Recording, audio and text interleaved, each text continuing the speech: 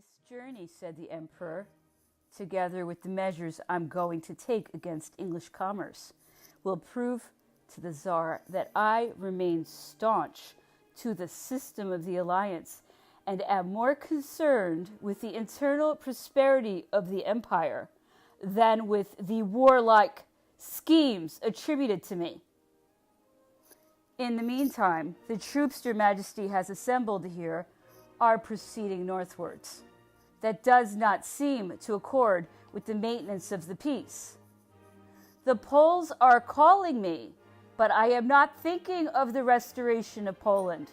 And although it would be politic and even in the interests of civilization, I am not planning it.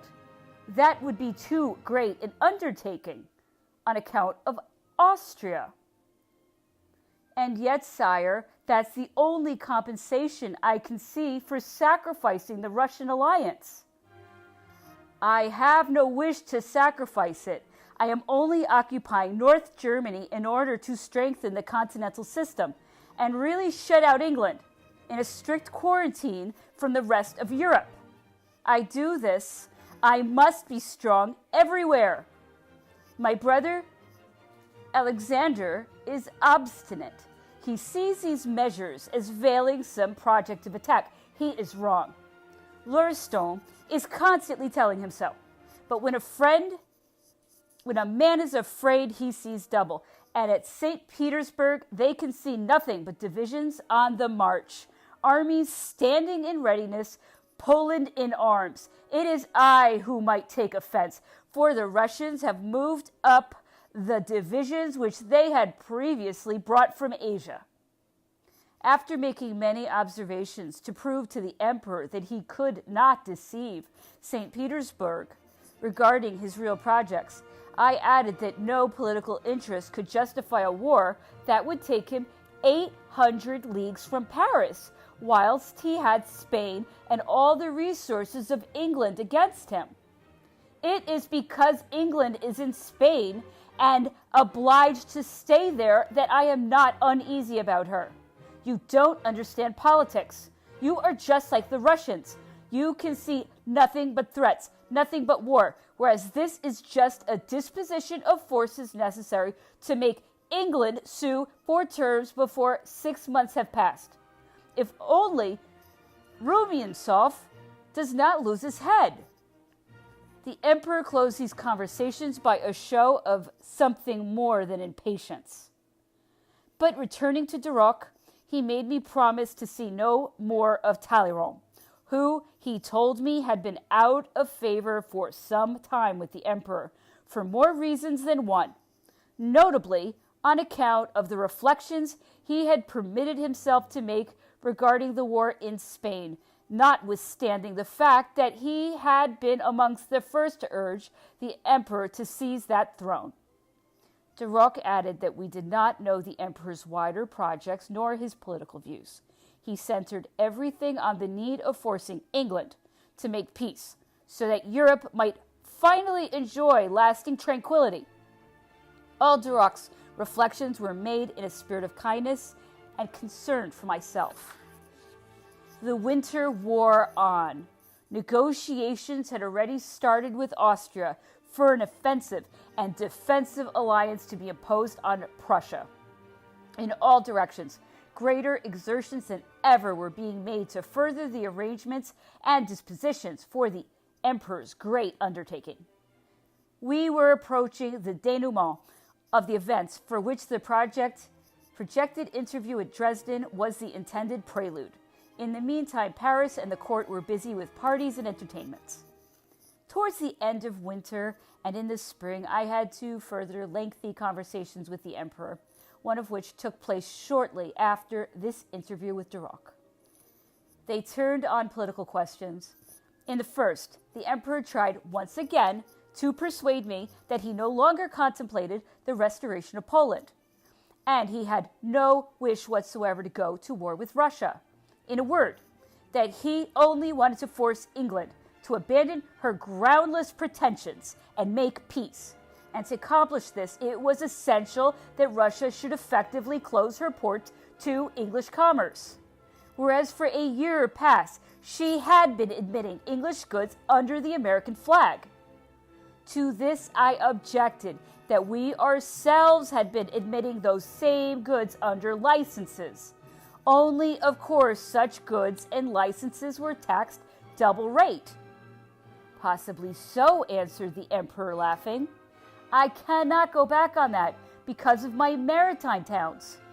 Alexander only has to do the same himself. I would rather that Russia and its treasury should reap the profit than it should go to so-called neutrals.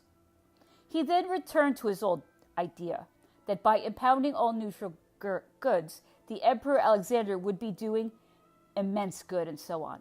You may be sure, he added, that I have no intention of sacrificing such great interests for a speculative re-establishment of Poland. Undoubtedly, Your Majesty would not make war on Russia solely for the sake of Poland, I answered, but rather that you should have no rivals in Europe, and see there none but vassals.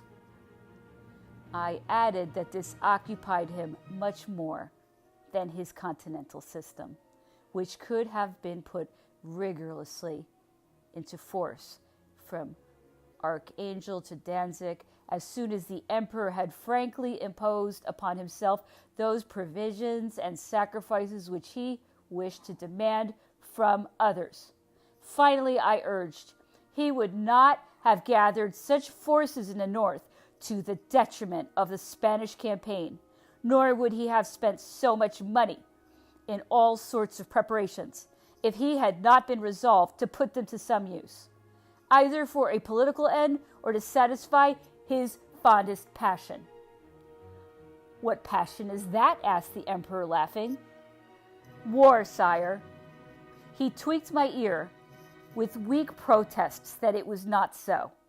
He then gave me free leave to say whatever I desired, and accepted with the utmost good humor everything I said.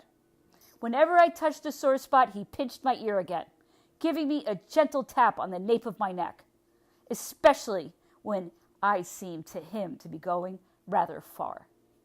I told him that his desire was, if not for universal monarchy, at least for a supremacy which should be more than primus inter pares, and should place him in the position of demanding from others sacrifices which he would not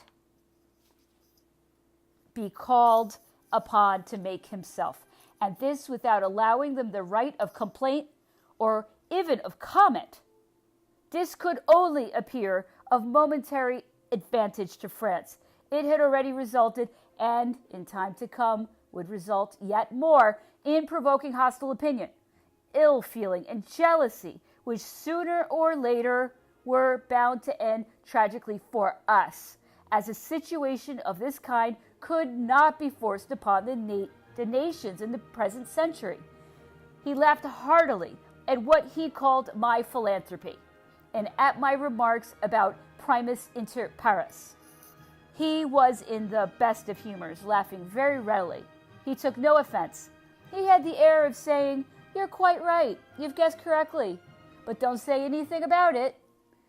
The harder the emperor found it to persuade me, the more art and persistence he put forth to attain that end.